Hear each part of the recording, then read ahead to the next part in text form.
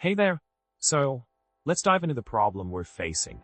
The issue lies in the behavior of PowerShell when using the name equals name, expression equals expression technique to add properties to a PSCustomObject.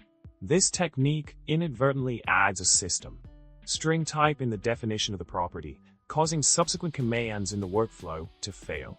Now, let's talk about the solution. By using the object new add member PassThru text hi get member command, you can dynamically add a property to an object while passing it through the pipeline. This allows you to decorate the object with the desired property, in this case, text, and maintain the correct definition type.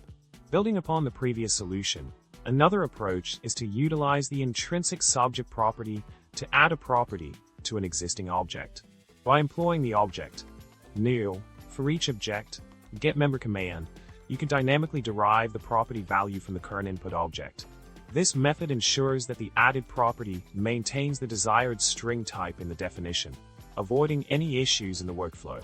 In summary, we've addressed the problem of incorrect property definitions in PowerShell PSCustomObjects by exploring two effective solutions. By either using the add member command with the PassThru switch or leveraging the psobject property, you can add properties to objects without encountering the unwanted system string type. And with that, we've reached the end of our discussion. Remember to subscribe, like, and drop a comment with your thoughts. See you next time. Peace out.